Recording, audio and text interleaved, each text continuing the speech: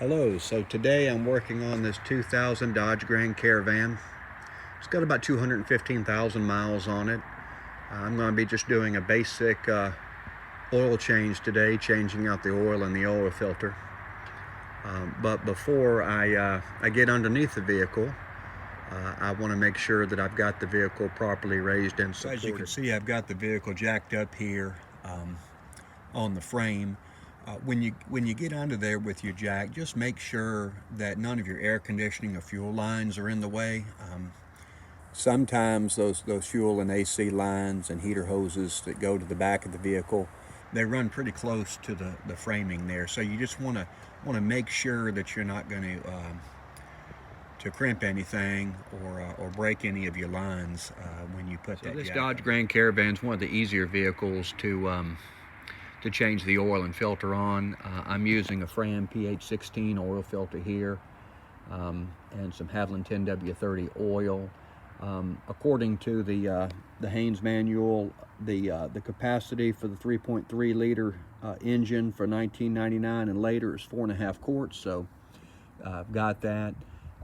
Don't need a lot of tools for this procedure. You just need a socket wrench with a 13mm socket and an oil filter wrench if the filter's on there pretty tight.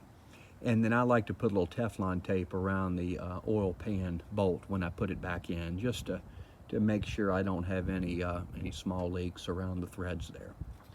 So if you don't have one of these manuals, I'd encourage you to get one. You know, you're not always going to have cell phone reception out on the road if you have a breakdown or something like that. So I think a manual like this is invaluable if you did have an emergency situation where you needed to do a little research on repairing something in the event of a breakdown. So I'm going to try to provide a bit of a reference point when I get in here and take a look at the pan and the filter. So here's the front of the vehicle. You've got your condenser right above, well, within your front bumper here.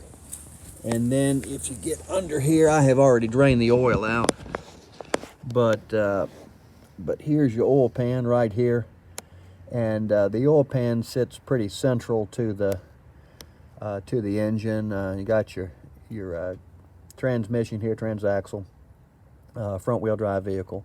So I've got the bolt pulled. Anytime you remove an oil pan bolt, you want to just inspect the threads on it just to make sure that your threads are good. And I would also advise you to, once everything drains out, go ahead and look up in the oil pan itself and make sure that your threads that are interior to the pan, that nothing's broken or stripped out. I did have a vehicle one time that had some problems with the interior threads and lost quite a bit of oil there. Fortunately, I caught it before there was any damage to the engine. But you always want to make sure that your threads on both the bolt and interior to the pan look good. Just to get a flashlight and take a look up in there before you put your bolt back. And again, I'm going to put Teflon tape around those threads on the bolt before I reinsert it. And then your filter is right here. So just great access right there. I'm going to put my oil filter wrench on and remove that, and then I'll do a little more footage. All right, so I've got my Teflon tape wrapped around my threads here just to help ensure that I don't have any leaks around the bolt. And another thing I like to do is I like to, it's hard with the camera and everything, I like to put a little bit of oil around the seal here of the filter before I put it up to the mating surface there. I just think it seals better when you do that. So and I'll pour a little bit of oil in the filter before I do that, so I don't have a real dry startup the first time I crank the vehicle after this oil change. I want to make sure I've got a little oil in there.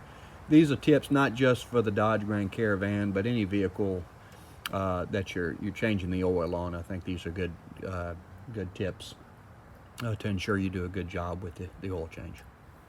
All right, so I've got the oil pan bolt hand tied up in there. I'm going to put my 13mm socket on there and just snug it up the rest of the way. A lot of times when I'm torquing something like this, you know, you don't want to strip the threads out here, and if you put a lot of leverage down here at the end of the socket, you might be prone to do it. I mean, the longer the handle on the socket, the more torque you're going to be able to exert. So I'm not exactly sure what the torque spec is on this right now. I've got my manual. I'll double check it after I tighten this up, but it doesn't take a lot of torque. Again, you don't want to strip it out. So a lot of times what I'll do, if I'm concerned about stripping out a bolt or a surface where the bolt goes in, I'll just snug up on the very top of the head of the socket and then just do it that way, so I can't put a lot of muscle and torque on it. So I'm comfortable that that's in, and I'm going to move my socket wrench off.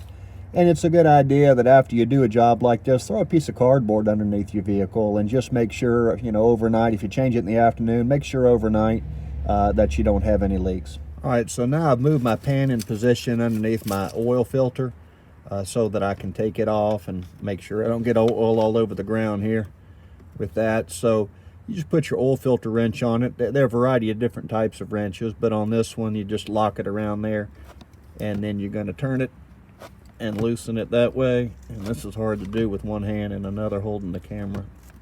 There we go.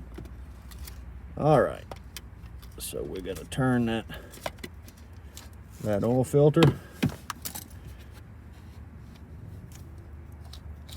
and it's going to start draining down that ledge there into my pan.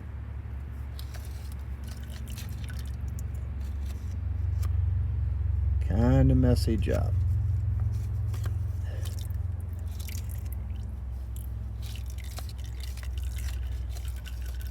The key is not getting a ton of this stuff on you, because it is nasty.